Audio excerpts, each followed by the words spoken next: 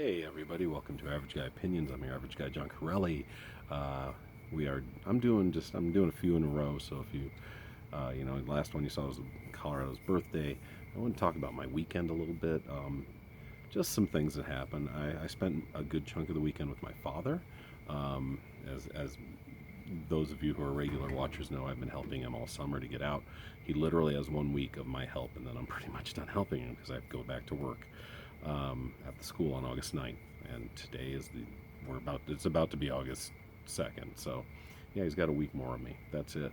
Tomorrow I'll be taking him to National Jewish Health Center, where he will hopefully, I don't know, I know he can't get healthier, but hopefully he just feels some relief from boarding his body with smoking for the last 60 years.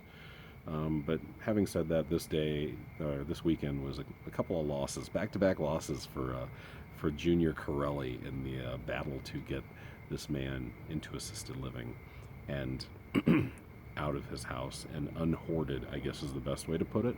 It's pretty frustrating. I literally got like 4 boxes out the whole weekend, and it's just because he has gone back into that mode where he can't let go of stuff. And when a hoarder is combined with a control freak micromanager, it's absolutely horrific. And I've just decided, and I know I've been saying this all summer, that I was probably going to take this tactic, but I've been all over the map. Sometimes I get in his face and go, let's go, we got stuff to do, like a football coach, let's go. And then other times I'm just like, whatever. And I'm trying to do this last week in whatever mode. I just sit there and I just go, hey, whenever you need me to work, I'll work, man. You just tell me what to do, and I do it. And that's good, but it's also makes for grueling. I think I did 4.5 hours each day, which doesn't sound that long. I mean, really, you break it down, it's 270 minutes. It's not that bad. It's a binge season of It's Always Sunny in Philadelphia, right? It's not that bad. But when it's just sitting there, and he insists on watching Fox News, and you have to hear all the bullshit that side spouts, it's really, really rough. Saturday, uh, they're freaking out, because here comes the Delta variant of the coronavirus, right? So Fox News was covering Congress and what people are saying, and man, does the right hate Nancy Pelosi. Man, do they hate her with a passion. Um, but excuse me, a little itchy, by the way. More ginger beer.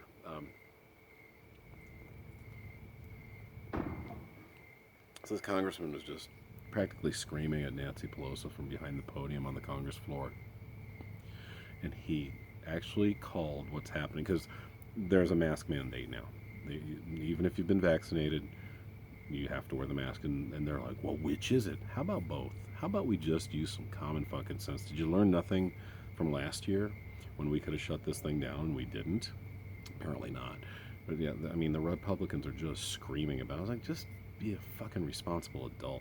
I'm going to start wearing the mask again. I really should have yesterday, but I'm as of tomorrow, I'm back into it. But yeah, it's so this guy, yeah, this congressman. That's not even the one I was bitching about. Just the guy who is it. Which is the vaccine doesn't work or the masks don't work? Which works? Which doesn't? Both. Just use both, you shithead. You're supposed to be a responsible adult representing at least 500,000 people from your state district. Stop it, okay? Um, and the thing this other guy said, which was, I want to strangle this guy.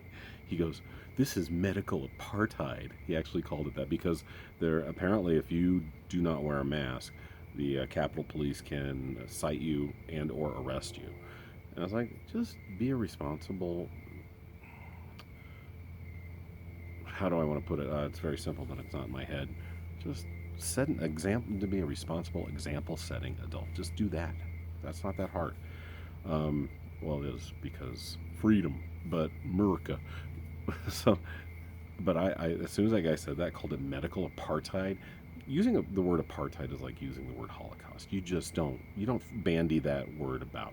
These are two horrific things that happen to very specific sets of people. Let's be crystal clear about that, right?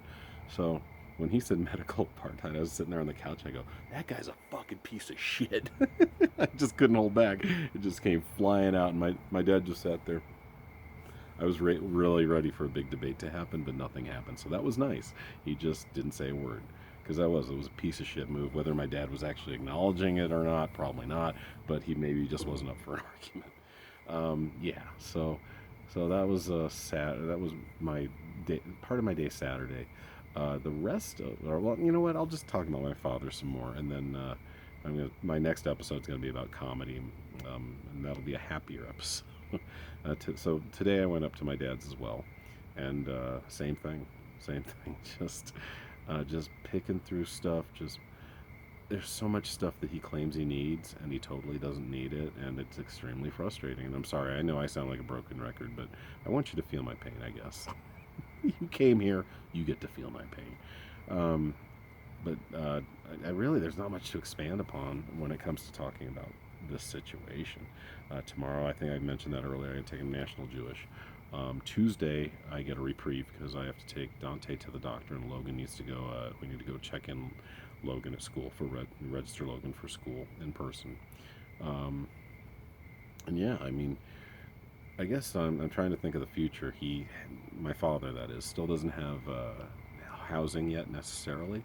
It sounds good, and it sounds like he got very lucky. Sounds like he got kind of an advocate on his behalf. Sounds like this woman, whoever she works for, is really trying to get him into a place that she really is passionate about her job. And so if she succeeds, I will be bringing her roses. So I will find this woman, I will hunt her down and say thank you, or give her a gift card to Black Angus. Sorry. Excuse me. My allergies been holding up this summer too, which is a little annoying. But here we are, and it may have something to do with. It was a very smoky day here in Colorado. The wildfires blew some of that smoke in. It was a cooler day. It wasn't as good as Saturday, but it wasn't too bad today. Tomorrow's supposed to heat up again, but it's not this week. It's not supposed to be as brutal as it was last week when we hit 99 for a couple days. It's only supposed to be like 92, 93, but we'll see because they changed that up a lot. Anyway, I don't know why I'm giving you a weather report, but I don't know. There's just not too much else to talk about. I will talk about Saturday, or in the next episode. I've already talked about today. I'm trying to think of other things that were maybe addressed on Fox News than me and my dad. Here's something that he didn't like. This was yesterday, so this is Saturday, and I go in there, and this is how much of a micromanager is. It's to a psychotic level.